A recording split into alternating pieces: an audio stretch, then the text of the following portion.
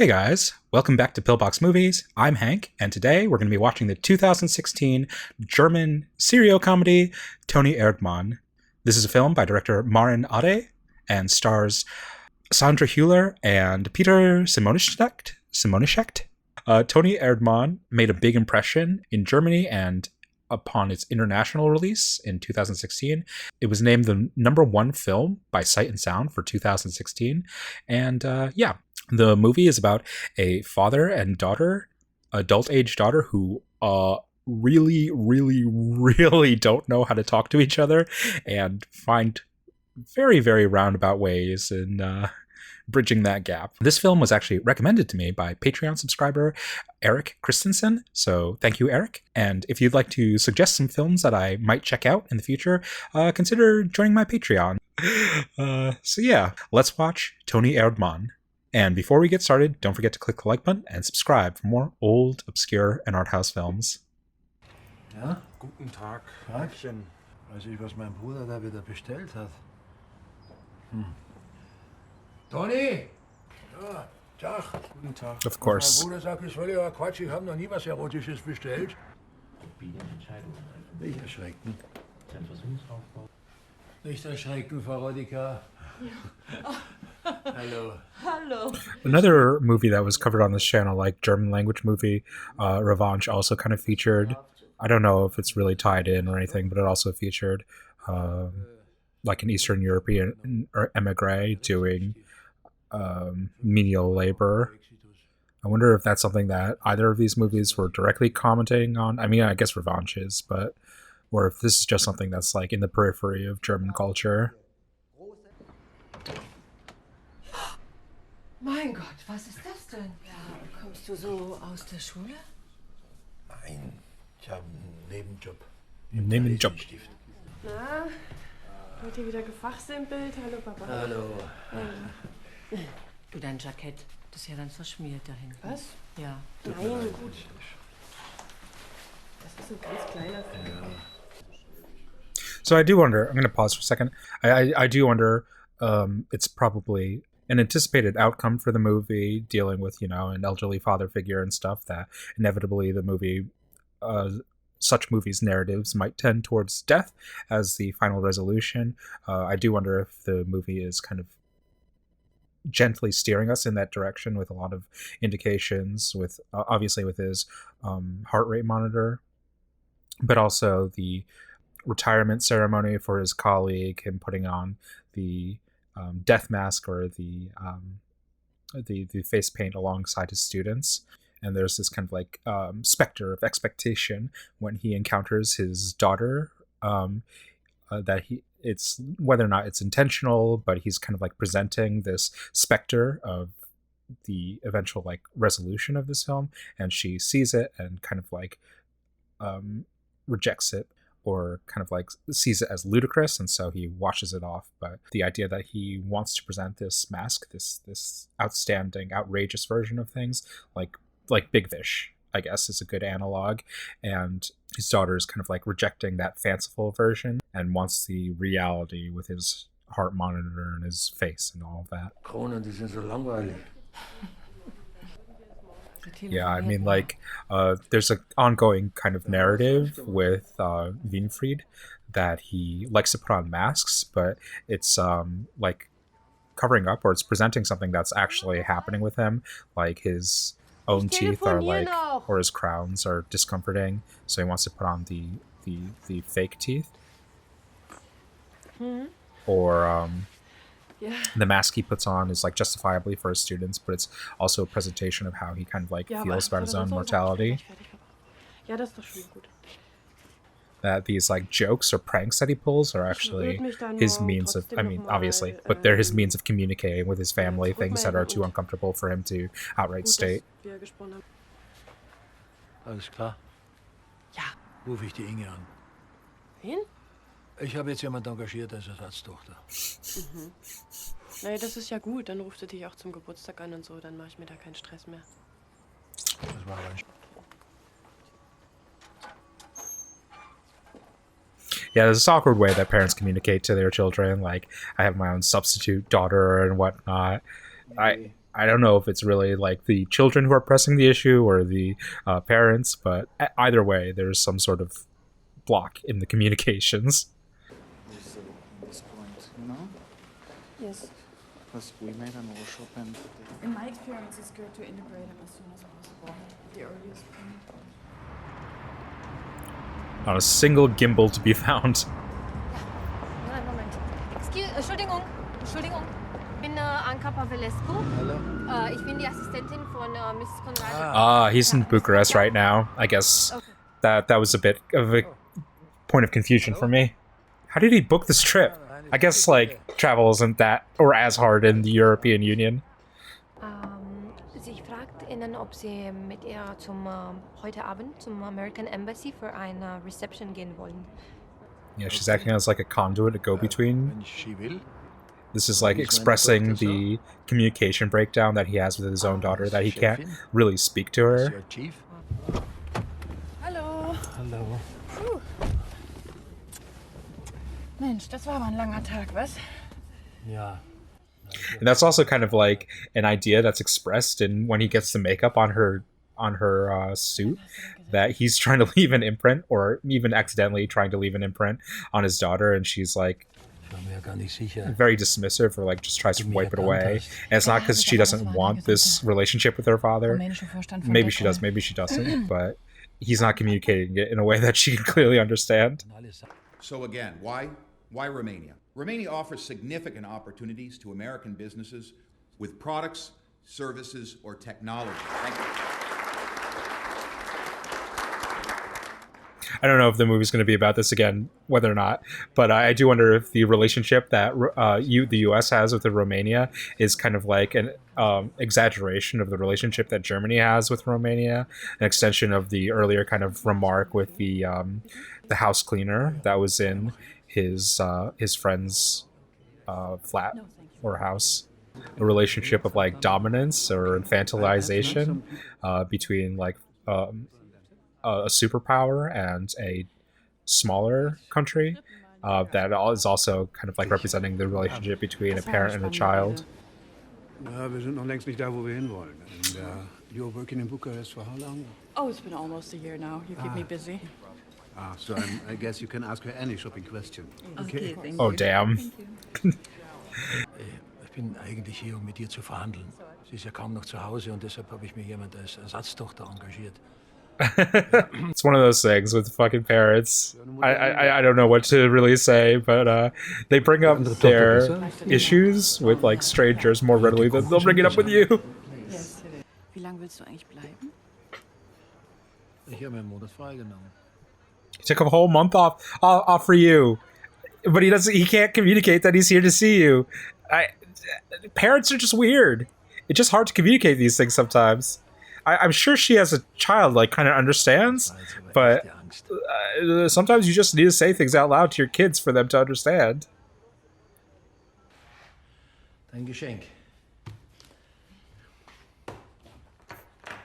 I mean, she's doing a great job of resisting things that he's like telling her. I'm not like completely against Winfried's awkward communication style in this instance. Like Inez is very, very, very resistant to meeting her father Warum bist halfway. du eigentlich nicht erst zu meinem Geburtstag gekommen? Flug war so günstig.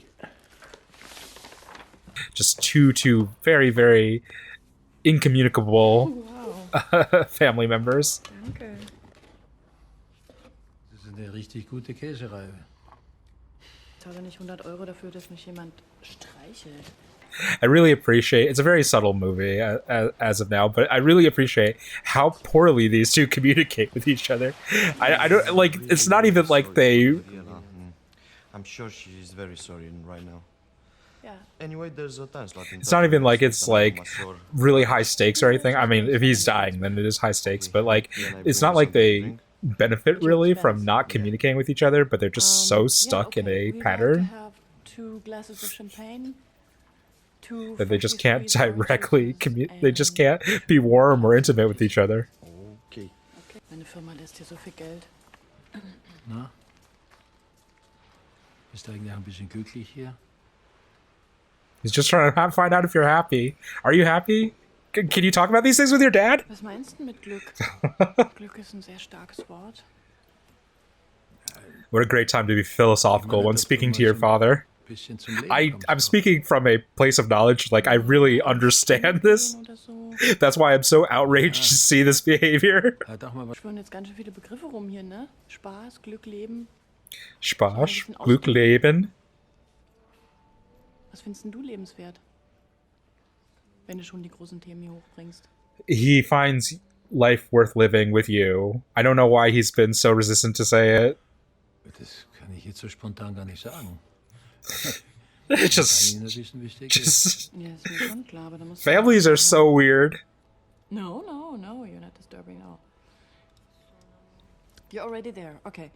I'm gonna pause for a second. Yeah, this is one of those things where, like, if you're watching the movie and, like, I don't know, it's like it comes down to a matter of taste, because I can really understand the viewing of this movie, at least this early on, where you can feel like it's kind of dry or nothing's really happening.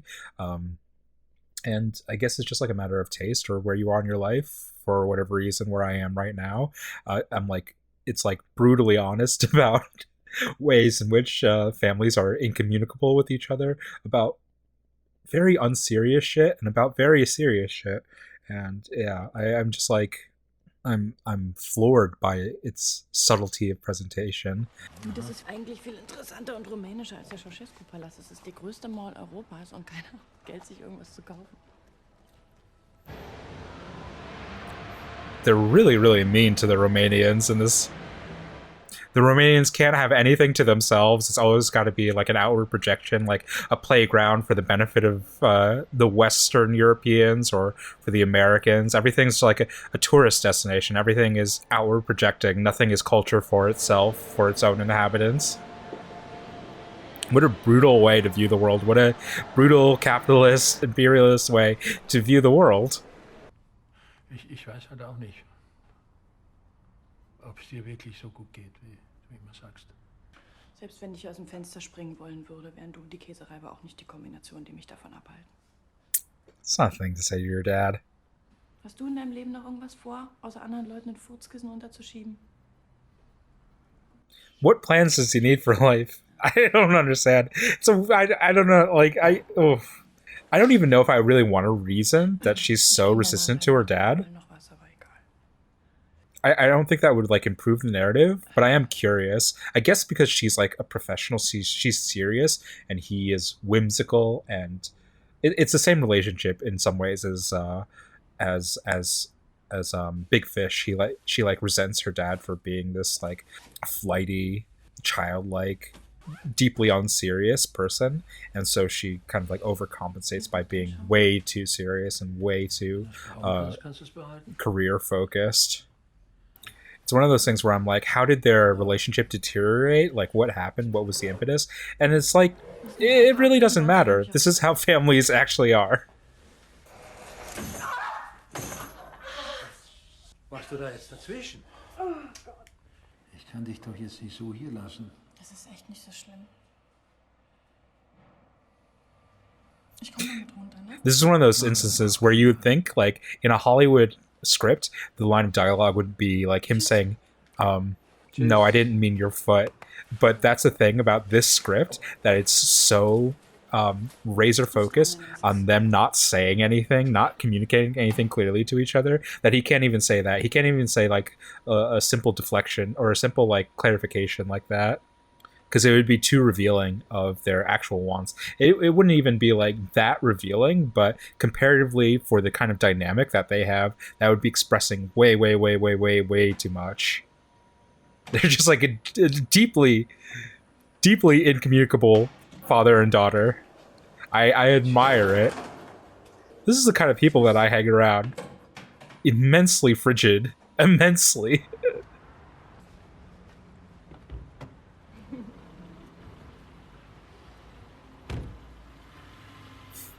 He did come here for you, you weirdo. You do understand that, right? Part of you does understand that, and you just don't want to admit it? You just want to die alone. I understand that feeling. But he was there for you. What more does he need to prove himself? Inez is weird. I do, like, very much identify with Inez. She is a weirdo. To me, it feels like a weird German interpretation of like a Robin Williams film of like a 90s like kind of like goofball disrupting the status quo of like the corporate normal world, like Hook or like with Jim Carrey with Liar Liar, but in its own like deeply frigid German way. Wie war's? Ja, es war ein bisschen langweilig. And it's like that's like the layer, the surface layer of the story, and kind of like underneath the surface is that this cold, calculated world that the child may live in is in a way a result of the parents' neglect. Even if they didn't intend it, in some way they led their child down the path where they thought that this was the correct way to view the world, and so they have to they have to revise themselves. They have to change in themselves to change their children, to save their children. Kann kein aktiver Fürsprecher sein und deshalb würde ich gerne doch 3 Optionen präsentieren. Also ein Full Outsourcing in All Assets, ein Kahlschlag quasi, in der Mitte unsere Variante, klar, die dagegen realisierbar, fast harmlos wirken wird und Also Iliescu ist kein Thema für Steering Committee.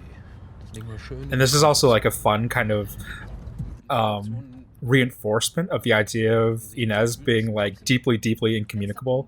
That's kind of like why she enjoys the corporate world, because it's all about subterfuge and never communicating the clear wants or desires of her clients. And so she constructs all these like fake strategies or fake worlds where the cruelest possible option becomes the most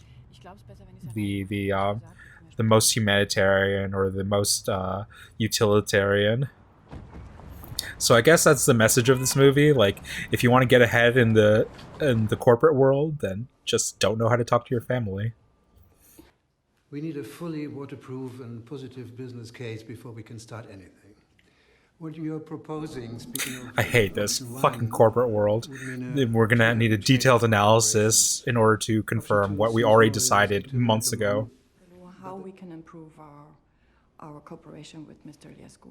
How we can work more closely together with him. Yeah? I'll see what I can do.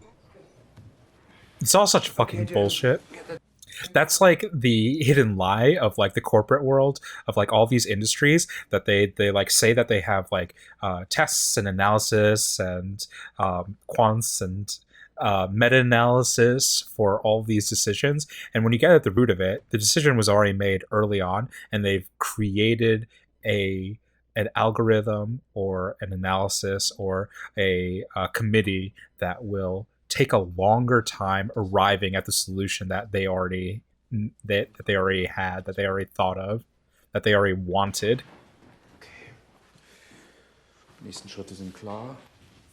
And it's just that and the slowing things down, that kind of bureaucracy and inefficiency is only to support plausible deniability.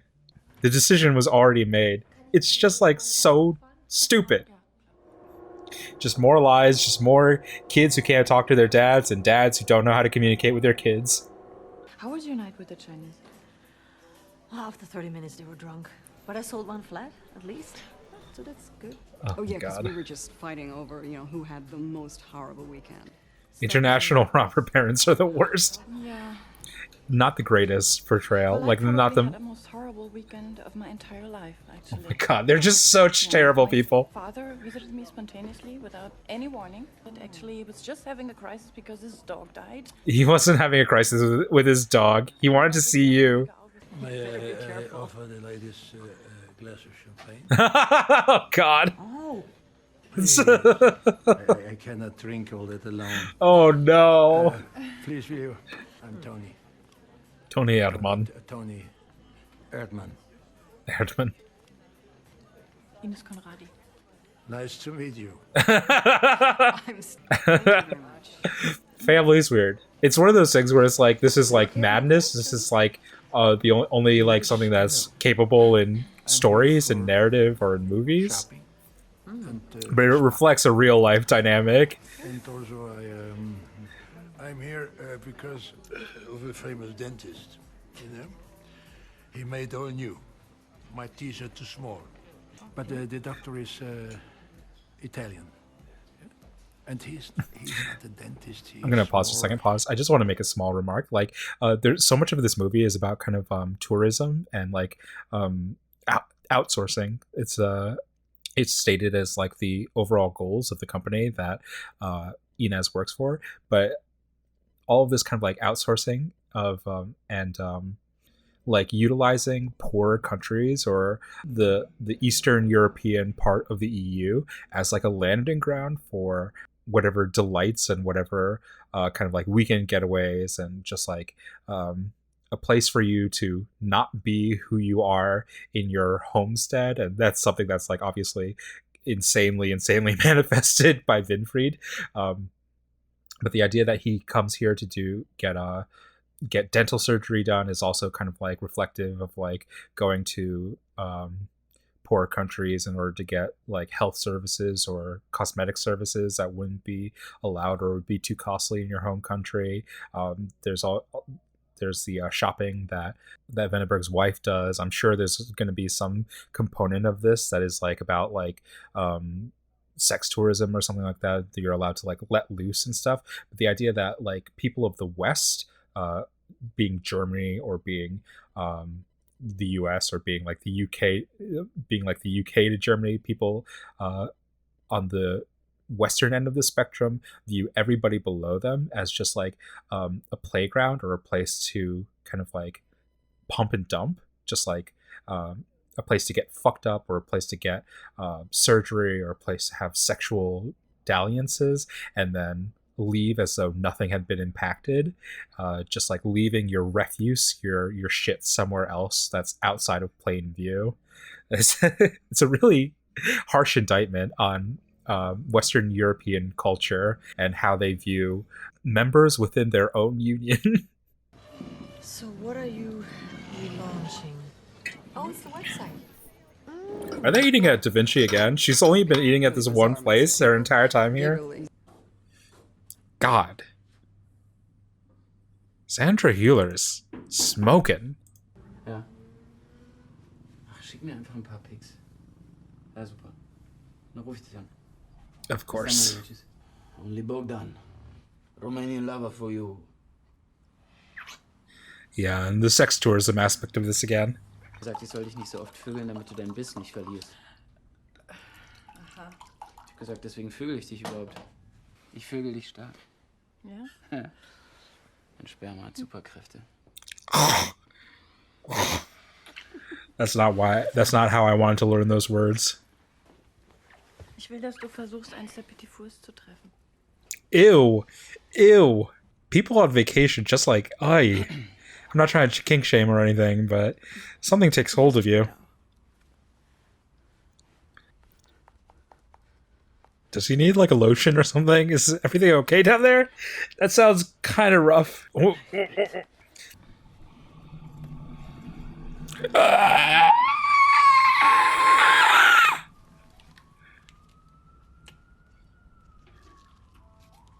It's a really interesting presentation because it's like this mix of this place being like a prison for her, like a complete hell, but also she's obviously a pampered, spoiled corporate baby who's off like gallivanting in Bucharest. It's such a weird presentation of like it's not like it's not so much a reflection of Romania itself so much as the mentality of people, of these corporatists, of these Westerners, what their state of mind is like, living in gilded hotels, Okay, see you. complaining about how they'd rather be in Shanghai. Tony. Yeah, welcome. I saw you in the restaurant thing. Great. You know each other? It's fine. My dad will watch us have Coke. Mein Herz. A little bit of childhood rebellion. I'm also like this at clubs.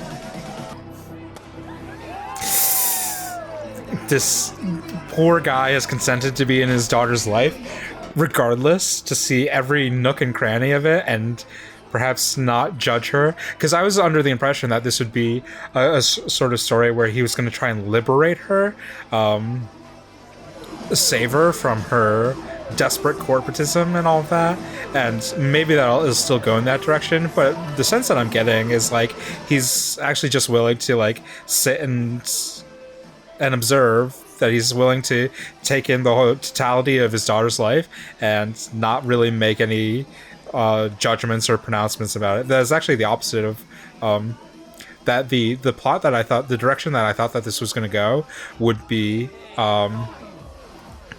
would actually feed into the worldview of like the CEO of a parent that has to control their daughter or has to control their child or make decisions on their child's behalf, and perhaps he's making the decision to actually relent and just accept what his daughter is doing, and the only thing he's trying to prove is that he's willing to be a participant in it and not try and control it.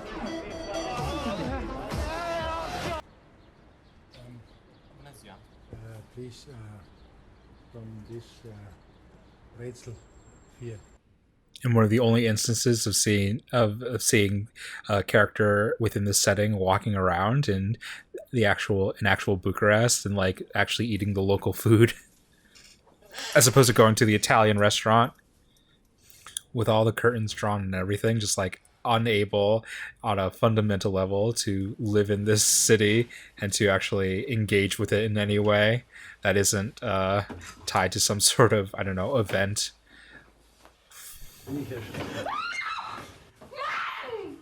Es tut mir leid, ich wollte nur nach dir sehen. Sie noch alle!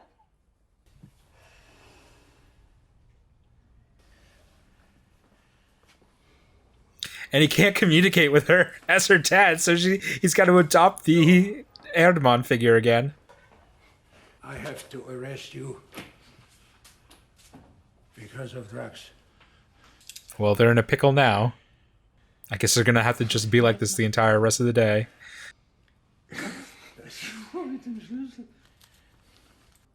Ich hab ihn nicht.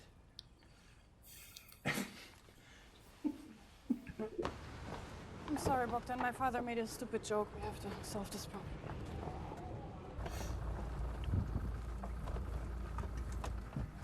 Of course. I haven't even mentioned that what their work is around is oil.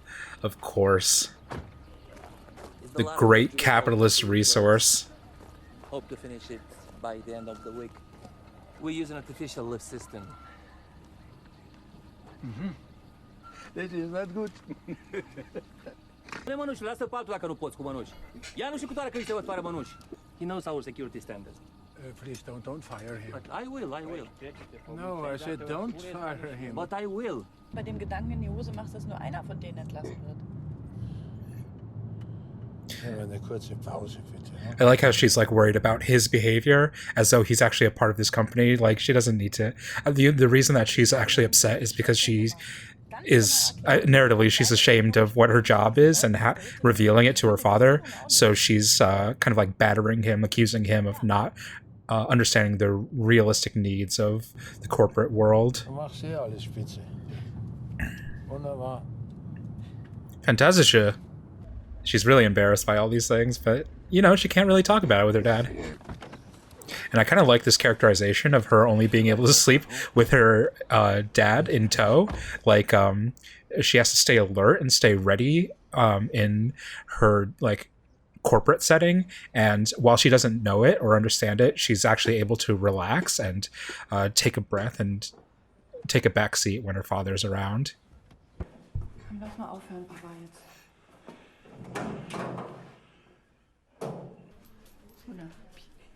Hello, Erdmann. My secretary, Miss Schnoor. Flavia! The modelu. And you draw a pattern. You draw a pattern. No, Doch, das sollten Sie versuchen. Nee. Doch, das ist sehr heilsam. It's healing.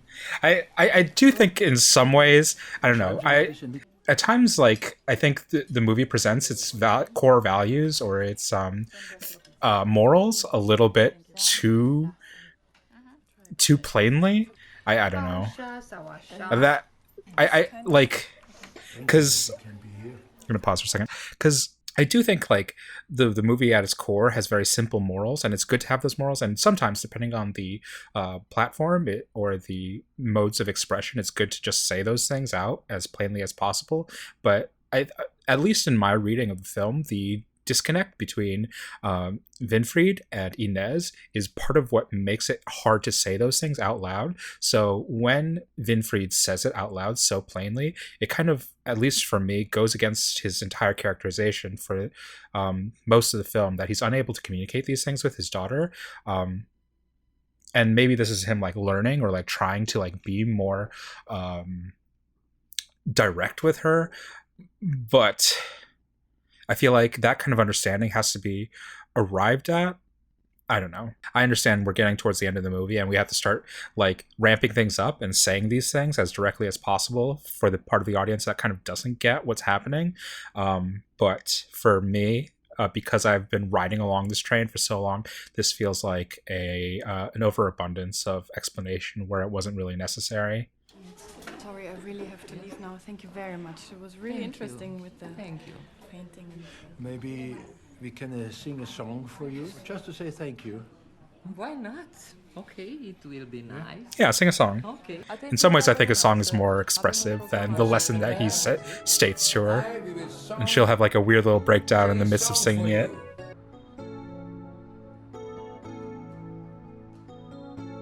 Because like something that I understand about this narrative, that is, it's about Winfried and it's about Inez, but it's at the...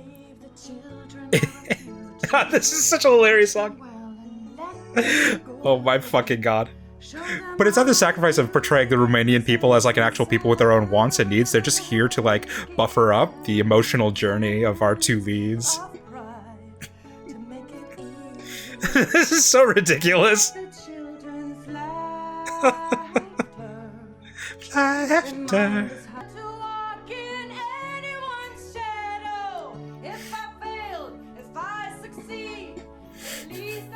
I do love that this just comes out of nowhere. I don't even know if this has been like signaled anywhere else in the movie.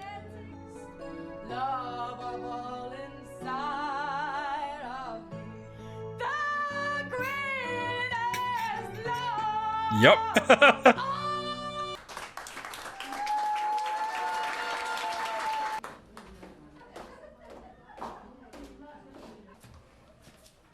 Is everything okay? What is this here? Oh, it's a mask from Bulgaria. You know, I'm not a German ambassador. Yes, I know. I know the German ambassador. Oh. It's so stupid to me. Yes, I'm here for holidays. Here to be with my daughter. Visiting Miss Schnook, she's my daughter. Oh. It's nothing like I expected. She doesn't seem happy. Oh, that's very comforting. I know. Family.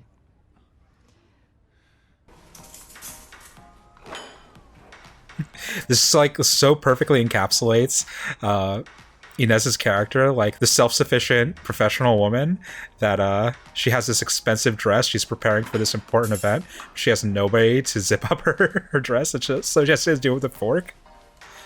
It's like that image of Liz Lemon that, well, she also has the zipping up with her exercise machine, but the image of her hypothetically one day choking on a hot dog in her apartment and dying alone and nobody finding out for weeks.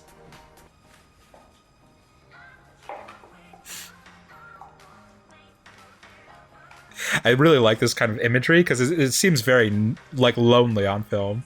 In a different context, it would just seem like, you know, a reality of modern living and living on your own in like a city or a foreign city or whatever. But within this context, she seems very, very, very lonely. Just nobody to help her put on her fancy clothes. Her clothes that she can't move around in. Very, very true to life. This is why, like, I mean, when you're old enough or whatever, you like have to run a pilot with your clothes. Like, if you're gonna go to a fancy event or whatever, you can't just put it on the last minute like you would do your regular clothes. You actually have to like put it on and live in it for like half an hour before you actually go to your event. But yeah, I've been here before.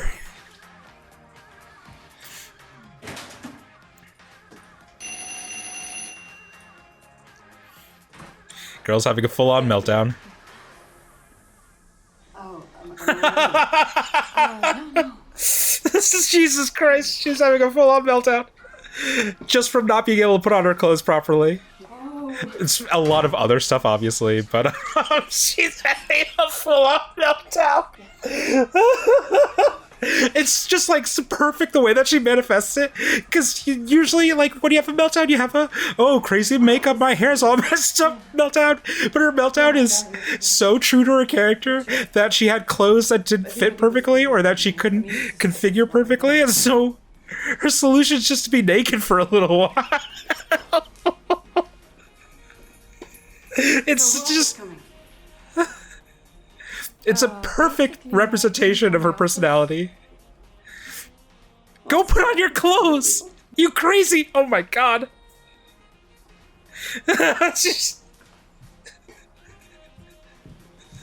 Oh my god. She's fully had a meltdown. God, you're just gonna stay naked this entire event.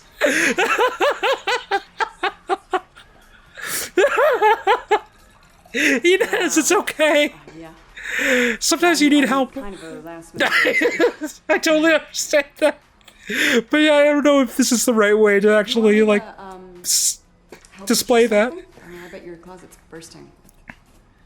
No, thank you. No, I think I'm good like this. Oh.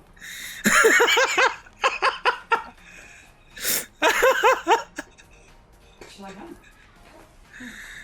God, oh my god. The second-hand embarrassment I feel. Please put on something. Shall I get that? I'll get the door and you get dressed, okay? No. It's her birthday, isn't it? And she's celebrating it with nobody that she, like, knows that she has, like, a personal connection to anymore.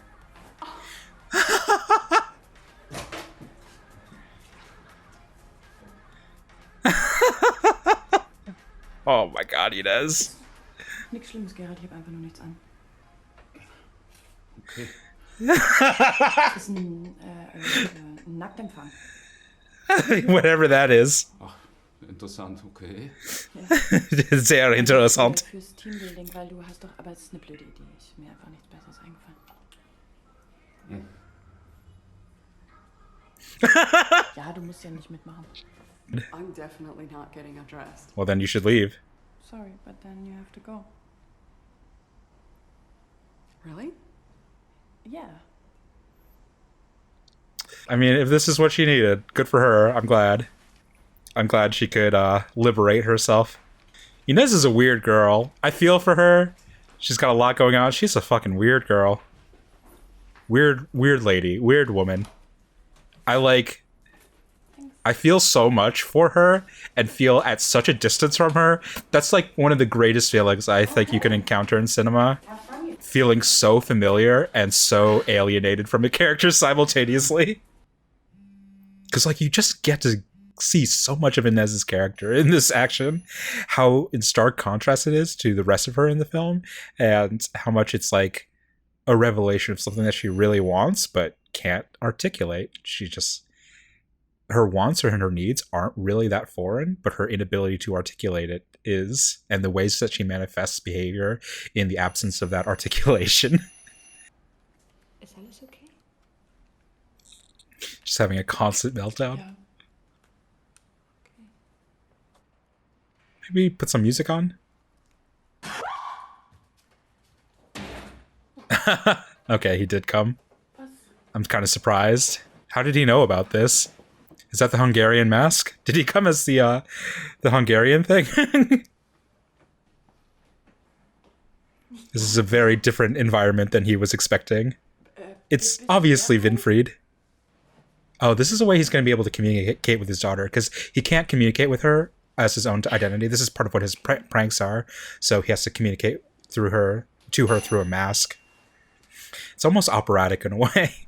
It's like Mozart. It's like the Marriage of Figaro. Hallo. Ich war noch ein Bier trinken. Okay. Happy birthday. Geil. So geil. Yeah. All this is just playing out in silence. It's supposed to scare the evil spirits away. Oh, that's good for the team, I think. Yeah, all of this is about team building. This is such a good contrast. Oh, I guess he just is going to put on some underwear. But this is such an interesting contrast to the club scene where they were just like flooded with music and with darkness and fully clothed. It's like a complete opposite of like values and things. Like it was about like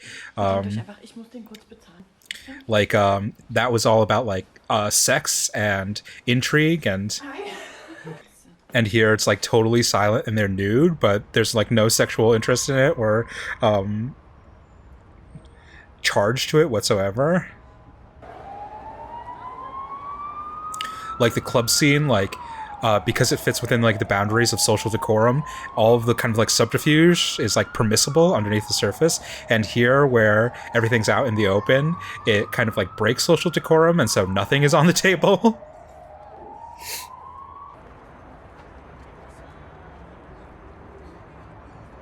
Yeah, your dad loves you.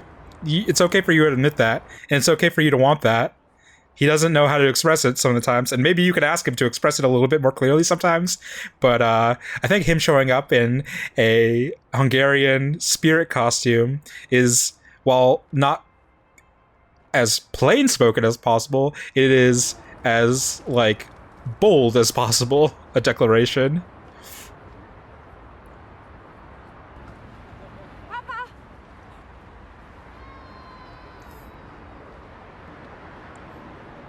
That's all you needed to say, girl. The entire movie.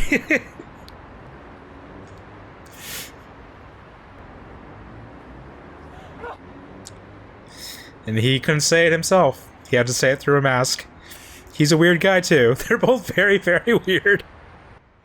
I like don't know what it is about Winfried's personality. Like, he's just a joker. He's not used to saying things as they are, as obviously as possible, so he has to find his roundabout ways. He didn't know how much that was kind of like taking a toll on his daughter.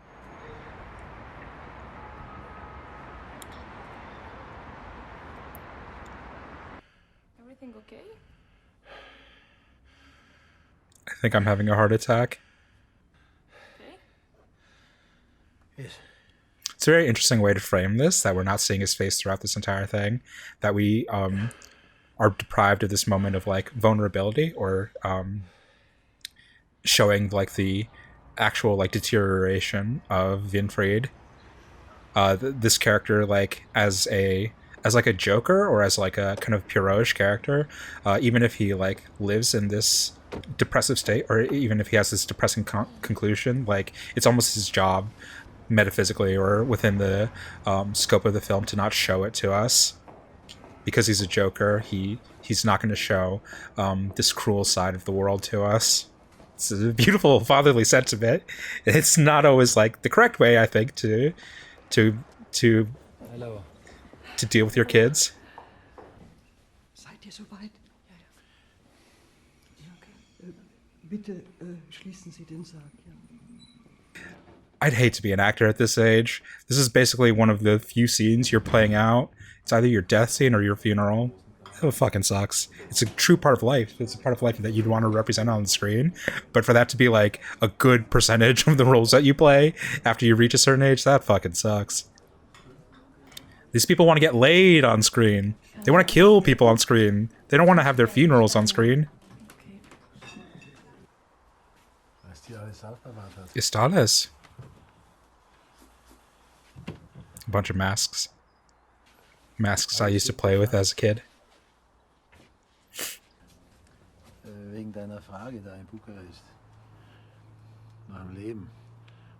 So, was ich lebenswert finde. For you.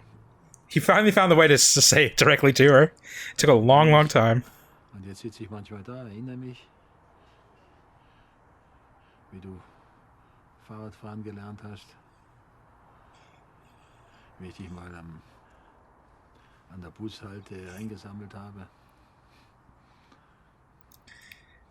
these moments that don't really have a name to them. You can't say like that's the moment like I loved you all over again and stuff. You can't really express that, but that's how you hold it in your heart. In dem Moment selber geht es gar nicht. That's like when life was worth living.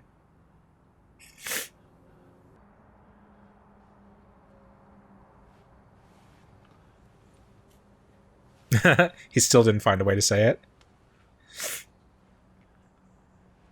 And so she accepts his gambit.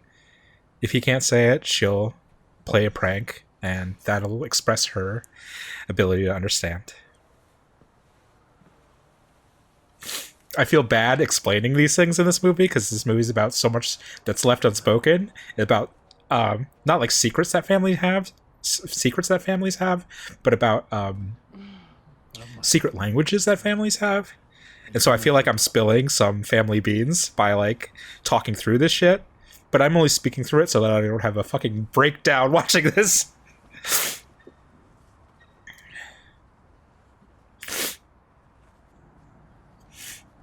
I think that's something I really love about this movie. I think a lot of family movies are about resolving family conflicts, and this movie is about that a little bit. But I think at its core, it's a movie about a family or father and daughter's way of communicating with each other. We're not watching like a plot that they have to resolve. We're watching the secret ways that they communicate with each other, and we're learning about that secret language, and we're deciphering it and decoding it. And once we've learned it, it's not about breaking it apart. It's not about reconstructing it as something it isn't. When we see the secret, we kind of like sew it back up and let it live its life.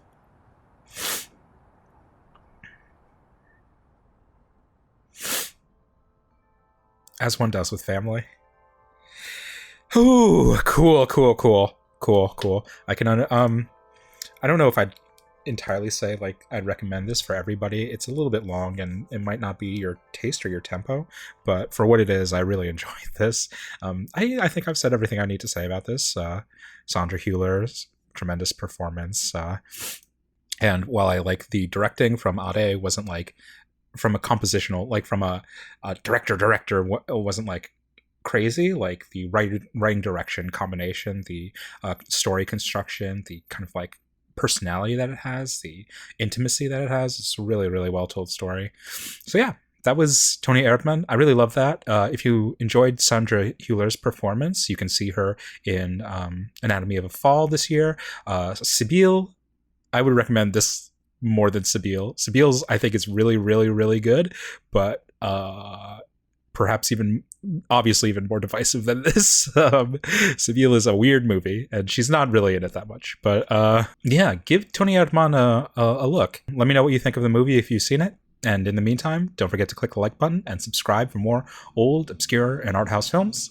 And until next time, keep watching good movies.